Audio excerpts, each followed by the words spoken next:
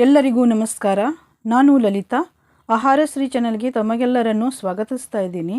ನಾನಿವತ್ತು ಸಬ್ಬಕ್ಕಿಯಿಂದ ಇಡ್ಲಿ ಪಾತ್ರೆಯಲ್ಲಿ ಸಂಡಿಗೆಯನ್ನು ಮಾಡೋದು ಹೇಗೆ ಅಂತ ತೋರಿಸಿಕೊಡ್ತಾ ಇದ್ದೀನಿ. ಹಾಗಿದ್ರೆ ಬನ್ನಿ ಸಬ್ಬಕ್ಕಿ ಸಂಡಿಗೆ ಮಾಡೋದು ಹೇಗೆ ಅಂತ ನೋಡೋಣ. ಇಲ್ಲಿ ನೋಡಿ, ನಾನು ಅರ್ಧ kg ಸಬ್ಬಕ್ಕಿ ತೊಗೊಂಡಿದ್ದೀನಿ. ಇದು ಸಣ್ಣ ಸೈಜಿನ ಸಬ್ಬಕ್ಕಿ. ನೀವು ಬೇಕಿದ್ರೆ ಸಣ್ಣ ಸೈಜಿನ ಸಬ್ಬಕ್ಕಿ ನಿಮ್ಮ ಹತ್ರ ಇಲ್ಲ ಅಂದರೆ ದೊಡ್ಡ ಸೈಜಿನ ಸಬ್ಬಕ್ಕಿಯನ್ನು ಕೂಡ ತೊಗೊಂಡು ಮಾಡಬಹುದು. ಈಗ ಇದರಲ್ಲಿ 2 ರಿಂದ 3 ಸಲ ನೀರು ಹಾಕಿ ಚೆನ್ನಾಗಿ ತೊಳಿಬೇಕು. 2 ರಿಂದ 3 ಸಲ ನಾವು ಚೆನ್ನಾಗಿ ತೊಳೆದಾದ ನಂತರ ಮತ್ತೆ ಇದರಲ್ಲಿ ನೀರು ಹಾಕಿ ನಾವು ನೆನೆಯಲಿಕ್ಕೆ ಇಡಬೇಕು. ನಾನು ಸಬ್ಬಕ್ಕಿ ಮೇಲ್ಗಡೆ 1 ಇಂಚಿನಷ್ಟು ನೋಡಿ 1 ಇಂಚಿನಷ್ಟು ನಿಲ್ಲುವಷ್ಟು ನೀರನ್ನು ಹಾಕಿ ಇದನ್ನು ಇಡ್ತಾ ಇದ್ದೀನಿ. ಇದು 4 ರಿಂದ 5 ಗಂಟೆ ನೆನೆಯಲಿಕ್ಕೆ ಇಡಬೇಕು. ಇಲ್ಲಾಂದರೆ ನಾಳೆ ಮಾಡ್ತೀವಿ ಅಂದರೆ ರಾತ್ರಿನೇ ನಾವು ನೆನೆಯಲಿಕ್ಕೆ ಇಟ್ಟು, ಈಗ ಒಂದು ಪ್ಲೇಟನ್ನು ಮುಚ್ಚಿ ನೆನೆಯಲಿಕ್ಕೆ ಇಟ್ಟಿದ್ದೀನಿ. ಇವಾಗ ನೋಡಿ, ಬೆಳಿಗ್ಗೆ ಈ ರೀತಿಯಾಗಿ ಉದುರಾಗಿ ಚೆನ್ನಾಗಿ ಆಗಿದೆ ಸಬ್ಬಕ್ಕಿ. ಯಾವ ರೀತಿ ಆಗಿದೆ ನೀವು ಇಲ್ಲಿ ನೋಡಬಹುದು. ನೋಡಿ ಎಷ್ಟು ಚೆನ್ನಾಗಿ ಉದುರಾಗಿ ಆಗಿದೆ. ಇದಕ್ಕೆ ನಾವು ರುಚಿಗೆ ತಕ್ಕಷ್ಟು ಉಪ್ಪು ಹಾಕೊಳ್ಳೋಣ.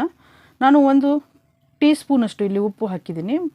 ನೋಡಿಕೊಂಡು ಉಪ್ಪು ಹಾಕ್ಕೊಳ್ಳಿ. ಒಮ್ಮೆಲೆ ಹೆಚ್ಚು ಉಪ್ಪು ಹಾಕಲಿಕ್ಕೆ ಹೋಗಬೇಡಿ. ಉಪ್ಪು ಹಾಕಿ ಚೆನ್ನಾಗಿ ಮಿಕ್ಸ್ ಮಾಡ್ಕೊಳ್ಳಿ. ಮತ್ತೆ ನಿಮಗೆ ಬೇಕು ಅನಿಸಿದರೆ ಮತ್ತೆ ಉಪ್ಪನ್ನು ಹಾಕಿ ನೀವು ಮಿಕ್ಸ್ ಮಾಡಿಕೊಂಡು ಸಂಡಿಗೆಯನ್ನು ಮಾಡ್ಕೋಬೋದು. ಈಗ ನಾನಿಲ್ಲಿ 1/2 ಸ್ಪೂನಷ್ಟು ಇದರಲ್ಲಿ ಉಪ್ಪು ಹಾಕಿದ್ದೀನಿ. ಈಗ ಇಲ್ಲಿ 3 ಬೌಲ್ ತೊಗೊಂಡಿದ್ದೀನಿ. 3 ಬೌಲ್ನಲ್ಲಿ ಸ್ವಲ್ಪನೇ ಇಲ್ಲಿ ಸಬ್ಬಕ್ಕಿಯನ್ನು ಹಾಕಿ ಇಟ್ಕೊಳ್ತಾ ಇದ್ದೀನಿ. ಇದರಲ್ಲಿ ನಾನು ಕಲರ್ ಹಾಕ್ತಾ ಇದ್ದೀನಿ. ನೀವು ಬೇಕಿದ್ರೆ ಕಲರ್ ಹಾಕಬಹುದು, ಇಲ್ಲಾಂದರೆ ಹಾಗೇನೂ ಕೂಡ ಮಾಡಬಹುದು.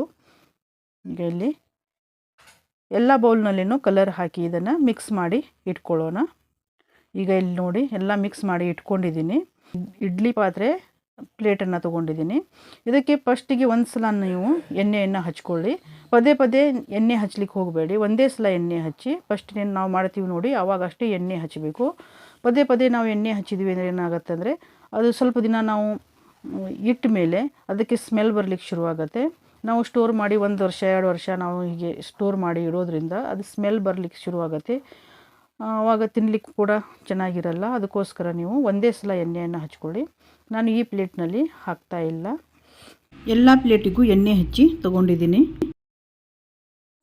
ಈಗ ಪ್ಲೇಟಿಗೆ 1 ಸ್ಪೂನಷ್ಟು ನಾವು ಸಬ್ಬಕ್ಕಿಯನ್ನು ಹಾಕಿ ಇದನ್ನು ಹರಡಬೇಕು. ಪ್ಲೇಟ್ನಲ್ಲಿ ಎಲ್ಲ ಕಡೆಗೂ ಹರಡಬೇಕು.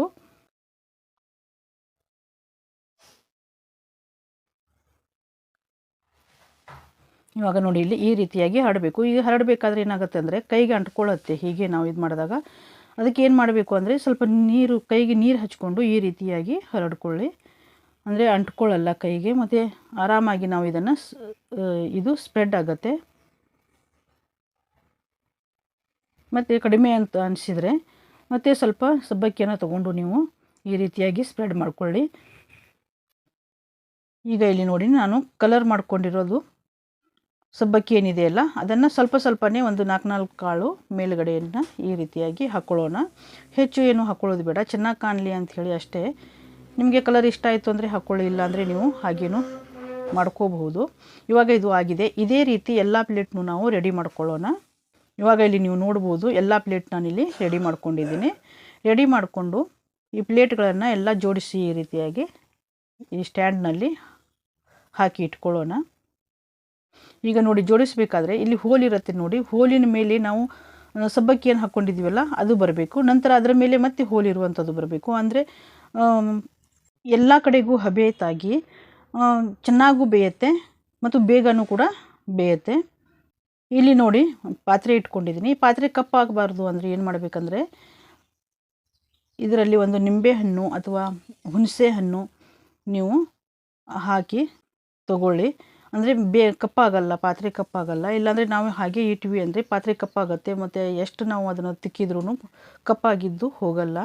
ಅದಕ್ಕೋಸ್ಕರ ಇದನ್ನು ಒಂದು 10 ರಿಂದ 15 ನಿಮಿಷ ಇದನ್ನು ಹೈ ಫ್ಲೇಮ್ನಲ್ಲಿ ಬಿಡೋಣ.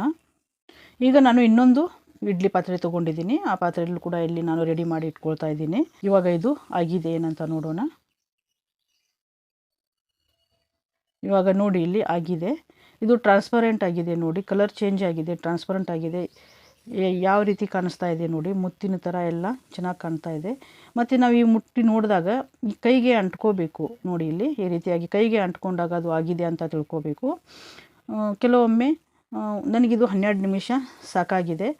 ಗ್ಯಾಸಿನ ಉರಿ ಹೆಚ್ಚು ಮತ್ತು ಕಡಿಮೆ ಬರೋದರ ಮೇಲೆ ಡಿಪೆಂಡ್ ಆಗಿರುತ್ತೆ. ನೀವು ನೋಡಿಕೊಂಡು ಒಂದು 10 ನಿಮಿಷ 10 ರಿಂದ 12 ನಿಮಿಷ ಹಿಂಗೆ ಬೇಯಿಸ್ಕೊಳ್ಳಿ. ತೆಗೆದಿಟ್ಟಿದ್ದೀನಲ್ಲ, ಇದನ್ನು ಈಗ ತಣ್ಣಗಾಗಬೇಕು. ತಣ್ಣಗಾದ ನಂತರ ಇದನ್ನು ನಾವು ತೆಗಿಯೋಣ. ಈಗ ಇನ್ನೊಂದು ಪಾತ್ರೆಯಲ್ಲಿ ನಾನು ಇಟ್ಟಿದ್ದೆ ಅಲ್ಲ, ಇಲ್ಲಿ ನೋಡಿ ಇದು ಕೂಡ ಆಗಿದೆ. ಎಷ್ಟು ಚೆನ್ನಾಗಿ ಮುತ್ತಿನ ಥರ ಕಾಣಿಸ್ತಾ ಇದೆ ನೋಡಿ. ಇವಾಗ ಇದು ಪ್ಲೇಟ್ನಲ್ಲಿ ತಣ್ಣಗಾಗಿದೆ. ತಣ್ಣಗಾದ ನಂತರ ಒಂದು ಸ್ಪೂನಿನ ಸಹಾಯದಿಂದ ನಾವು ಈ ರೀತಿಯಾಗಿ ಸುತ್ತಲೂ ಇದನ್ನು ಬಿಡಿಸ್ಕೋಬೇಕು. ಮೊದಲಿಗೆ ಬಿಡಿಸ್ಕೊಂಡು ನಿಧಾನಕ್ಕೆ ಎಲ್ಲ ಸಂಡಿಗೆಯನ್ನು ತೆಗೆದು ನಾನಿಲ್ಲಿ ಪರಾತ್ನಲ್ಲಿ ಹಾಕಿದ್ದೀನಿ. ಪರಾತಿಗೆ ಸ್ವಲ್ಪ ನಾನು ಎಣ್ಣೆ ಹಚ್ಕೊಂಡಿದ್ದೀನಿ, ಎಣ್ಣೆ ಹಚ್ಚಿ ಹಾಕಿದ್ದೀನಿ. ಆದರೂ ನೀವು ಪರಾತ್ನಲ್ಲಿ ಹಾಕೋದಕ್ಕಿಂತ ಒಂದು ಬಟ್ಟೆ ಮೇಲೆ ಅಥವಾ ಪ್ಲಾಸ್ಟಿಕ್ ಹಾಳೆ ಮೇಲೆ ಹಾಕೋದು ಒಳ್ಳೆಯದು. ಏಕೆಂದರೆ ಪರಾತ್ನಲ್ಲಿ ನಾನು ಹಾಕಿದ್ದು ತೆಗಿಬೇಕಾದ್ರೆ ಸ್ವಲ್ಪ ಕಷ್ಟ ಆಯಿತು. ಅದಕ್ಕೋಸ್ಕರ ನನಗಾದ ಅನುಭವನ ನಿಮಗೆ ಕಡೆ ಹಂಚ್ಕೊಳ್ತಾ ಇದ್ದೀನಿ. ಆ ರೀತಿ ಕಷ್ಟ ಆಗಬಾರ್ದು ಅಂದರೆ ನೀವು ಬಟ್ಟೆ ಮೇಲೆ ಹಾಕಿ. ಬಟ್ಟೆ ಮೇಲೆ ಹಾಕಿದ್ರಂತೂ ಯಾವ ತೊಂದರೆನೂ ಇರಲ್ಲ, ಚೆನ್ನಾಗಿ ನಾವು ಆರಾಮಾಗಿ ತೆಗಿಬಹುದು. ಎಣ್ಣೆ ಹಚ್ಚಿ ನಾವು ಪರಾತ್ನಲ್ಲಿ ಹಾಕಿ ಅದರಿಂದ ಬೇಗ ತೆಗಿಲಿಕ್ಕೆ ಆಗಬಹುದು ಅಂಥೇಳಿ ನಾನು ಹಾಕಿದ್ದೆ. ಆದರೆ ಅದು ಸ್ವಲ್ಪ ಕಷ್ಟನೇ ಆಯಿತು. ಆಗ ನೋಡಿ ಆರಾಮಾಗಿ ಇದನ್ನು ತೆಗಿಬಹುದು. ನೀವು ಪರಾತ್ನಲ್ಲಿ ಹಾಕಿದ್ರೂ, ಪರಾತ್ ಆಗಲಿ ಯಾವುದೇ ಪ್ಲೇಟ್ ಆಗಲಿ ಅದರಲ್ಲಿ ಹಾಕಿದ್ರು ನೀವು 50% ಅದು ಒಣಗಿದ ನಂತರ ನೀವು ಬೇಗನೆ ತಿರುಗಿಸಿ ಹಾಕಿ, ಅಂದರೆ ಅಂಟ್ಕೊಳ್ಳಲ್ಲ ಅದು. ಮತ್ತು ಹಾಗೆ ಒಣಗಲಿ ಅಂತ ನಾವು ಹಾಗೆ ಬಿಟ್ವಿ ಅಂದರೆ 100% ನಾವು ಒಣಗಲಿಕ್ಕೆ ಬಿಟ್ವಿ ಅಂದರೆ ಅದು ಗಟ್ಟಿಯಾಗಿ ಕುತ್ಕೊಂಡ್ಬಿಡತ್ತೆ. ಪರಾತ್ನಲ್ಲಿ ತೆಗಿಲಿಕ್ಕೆ ಸ್ವಲ್ಪ ಕಷ್ಟ ಆಗುತ್ತೆ.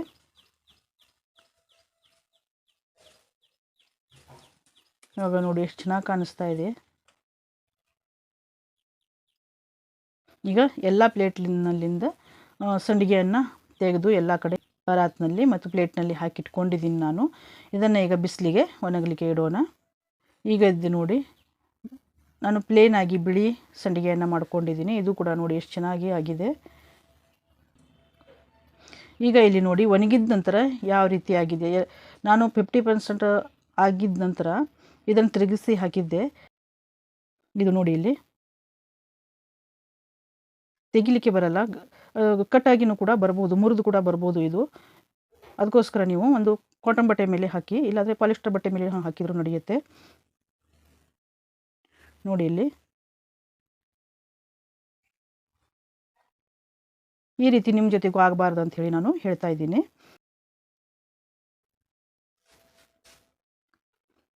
ನೋಡಿ ಎಷ್ಟು ತೆಳುವಾಗಿ ಬೆರಳು ಕಾಣಿಸ್ತಾ ಇದೆ, ಅಷ್ಟು ಚೆನ್ನಾಗಿ ಆಗಿದೆ ಸಂಡಿಗೆ. ಈಗ ನಾನಿಲ್ಲಿ ನೋಡಿ ಬಟ್ಟೆ ಮೇಲೆ ಹಾಕಿದ್ದೀನಿ. ಇದು ಕೂಡ ತೆಗಿಲಿಕ್ಕೆ ಬರಲ್ಲ, ಬಟ್ಟೆ ಮೇಲೆ ಹಾಕಿದ್ದು ಹೀಗೆ ಆರಾಮಾಗಿ ತೆಗಿಯೋಕ್ಕೆ ಬರಲ್ಲ. ಇದನ್ನು ಏನು ಮಾಡಬೇಕು ಅಂದರೆ, ನಾವು ಬಟ್ಟೆಯನ್ನು ಹೀಗೆ ತಿರುಗಿಸಿ ಅದರ ಮೇಲೆ ನೀರು ಹಾಕಿ ಸ್ವಲ್ಪ 5 ನಿಮಿಷ ಬಿಟ್ಟು ಆ ನಂತರ ಆರಾಮಾಗಿ ತೆಗಿಬಹುದು. ಈಗ ನೋಡಿಲಿ ನಾನು ನೀರು ಹಚ್ತಾ ಇದ್ದೀನಿ. ಈ ರೀತಿಯಾಗಿ ನೀರು ಹಚ್ಕೊಂಡು ಒಂದು 5 ನಿಮಿಷ ಬಿಟ್ಟು ನೀವು ಇದನ್ನು ತೆಗೆದ್ರೆ ಆರಾಮಾಗಿ ಎಲ್ಲ ಸಂಡಿಗೆಯನ್ನು ತೆಗಿಬಹುದು. ಈಗ ಇಲ್ಲಿ ನೀವು ನೋಡ್ಬೋದು, ನೋಡಿ ಇಲ್ಲಿ ಚೆನ್ನಾಗಿ ತೆಗಿಲಿಕ್ಕೆ ಬರ್ತಾ ಇದೆ ನೋಡಿ. ಈಗ ಇಲ್ಲಿ ಎಲ್ಲ ಸಂಡಿಗೆನೂ ನಾನು ತೆಗೆದು ಇಟ್ಕೊಂಡಿದ್ದೀನಿ. ಈಗ ತೆಗೆದಾದ ನಂತರ ಇದನ್ನು ಒಂದಿನ ಚೆನ್ನಾಗಿ ಬಿಸಿಲಲ್ಲಿ ಒಣಗಿಸಿ ಒಂದು ಡಬ್ಬದಲ್ಲಿ ತುಂಬಿಟ್ರೆ 1 ವರ್ಷವಾದರೂ ಇದು ಕೆಡಲ್ಲ. ಬೇಕು ಅಂದಾಗ ನಾವು ಇದನ್ನು ಕರೆದು ತಿನ್ನಬಹುದು. ಈಗ ಇಲ್ಲಿ ನೀವು ನೋಡ್ಬೋದು ಒಣಗಿದ ನಂತರ ನೋಡಿ ಯಾವ ರೀತಿ ಆಗಿದೆ ಅಂಥೇಳಿ. ನೋಡಿ ಯಾವ ರೀತಿ ಮುತ್ತಿನ ಥರ ಕಾಣಿಸ್ತಾ ಇದೆ, ಚೆನ್ನಾಗಿ ಕಾಣಿಸ್ತಾ ಇದೆ ನೋಡಿ.